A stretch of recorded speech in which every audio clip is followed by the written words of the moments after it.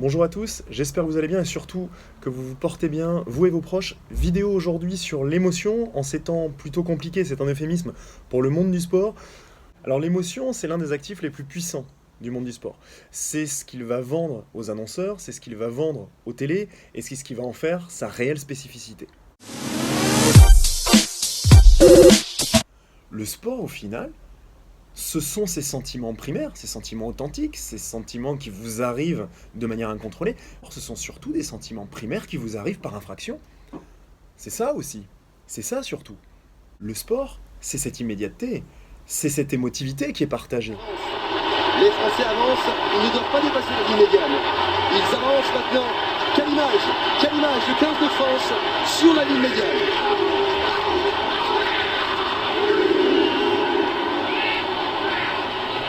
Le sport offre des comportements complètement irrationnels.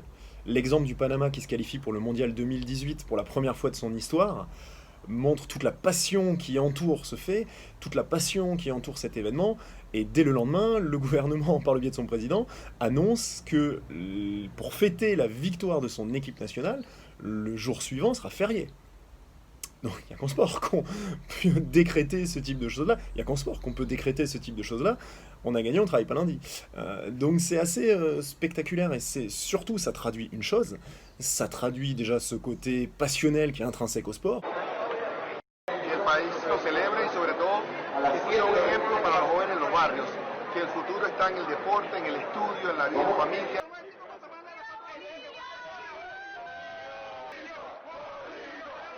Alors l'émotion, tout d'abord, elle est renforcée par le direct.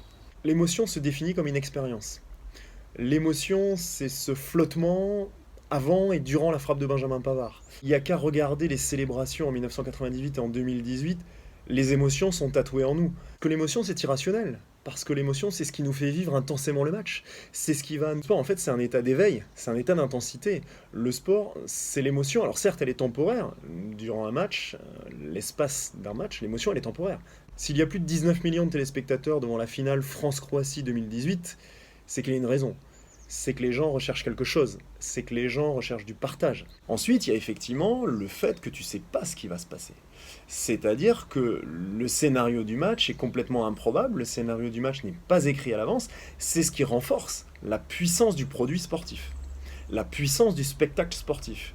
En effet, au cinéma, lorsque tu vas voir un film, tu as au préalable lu la critique. Dans un restaurant, au préalable, lu effectivement une critique d'un plat, mais tu peux avoir au préalable eu un bouche à oreille d'amis qui ont mangé ce même plat.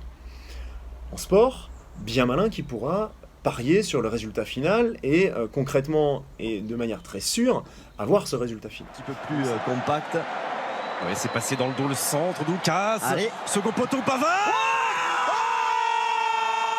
Benjamin Pavard. En fait, chacun va définir le sport suivant son propre vocabulaire. Alors c'est vrai que le confinement, il a fait pencher totalement la balance vers le digital. Avant, il y avait un équilibre entre le physique et le digital. Aujourd'hui, on a basculé complètement de l'autre côté. Et les émotions ne sont plus vécues de la même manière. Les émotions sont vécues à travers un écran, à travers des filtres. Et ça commence à être très problématique. Alors déjà pour tout l'écosystème sportif, mais aussi par rapport à ce qu'on vit et par rapport à ce qu'on va pouvoir partager. Et la manière dont on va pouvoir le partager. C'est là où la période actuelle est totalement frustrante. On est loin des stades pleins, on est loin des stades à guichets fermés. Qu'est-ce qu'un stade ? Un stade, c'est de l'énergie, un stade, c'est de l'émotion. Un stade, c'est avant tout, effectivement, toute cette énergie collective. Un stade, ça vibre, ça chante, ça siffle.